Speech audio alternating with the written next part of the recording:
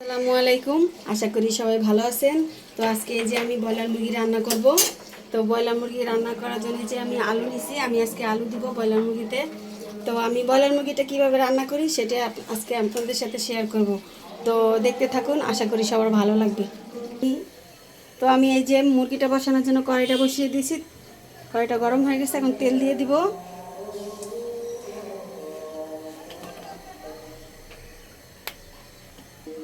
তো আমি এই যে মুরগিটা ভাজার জন্য হলুদ মরিচ লবণ দিয়েছি। তো মুরগিটা আমি ভাজবো, হালকা করে ভাজবো, বেশি ভাজলে শক্ত হয়ে যায়, তাই আমি হালকা করে মুরগিটা ভেজে নেব।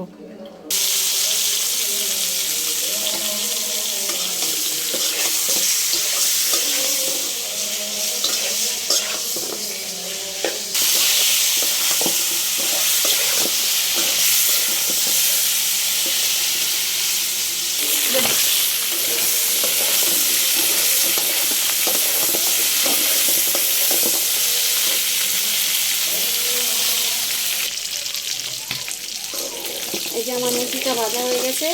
আমি আর বেশি করে ভাজবো না, এইভাবেই ভাজবো। তো আমি মুরগিটা এখন খেয়ে নেব।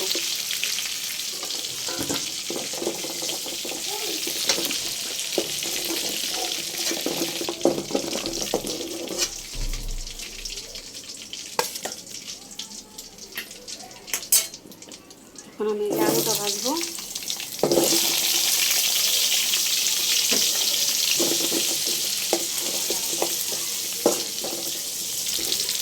এই যে আমার আলুটাও ভাজা হয়ে গেছে, এখন আমি এটা উঠে নিব।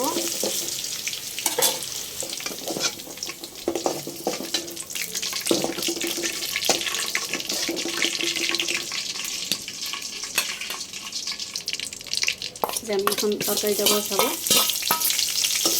তেল দিয়ে দিলাম। এখন আমি এই যে জিরা বাটা, রসুন বাটা, আদা বাটা, দারচিনি, এলাচি আর এই যে লবণটা দিয়েছি আমি মশলাটা যেন না ছিটে, এই জন্য একসাথে আমি এগুলো দিয়ে ভালো করে ভেজে নেব।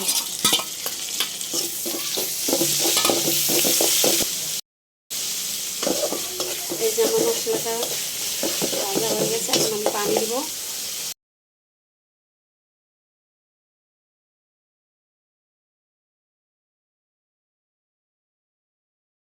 হলুদ গুঁড়া,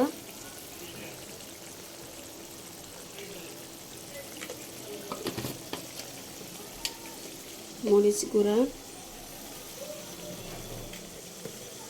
আর এই যে আমি দিব ধনিয়ার গুঁড়া। জিরার গুঁড়া দিব না, কারণ জিরা আমি বাটাই দিয়েছি।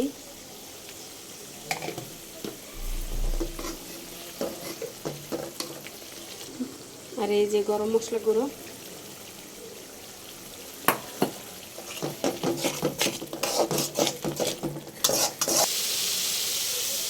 যে আমার মশলাটা কষানো হয়ে গেছে, এখন আমি মুরগিটা দিয়ে দিব। মুরগি আলু আমি একসাথেই দিব, কারণ একটু ভাজা তো, এই জন্য।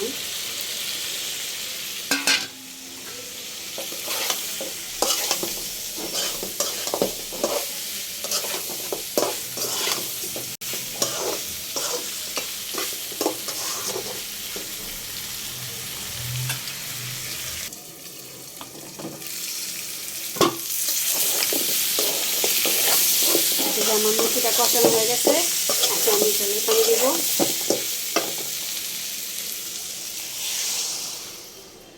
আরও একটু পানি লাগবে। আমি আর পানি দেবো না, কারণ এগুলো ভাজা তো, তাড়াতাড়ি সেদ্ধ হয়ে যাবে।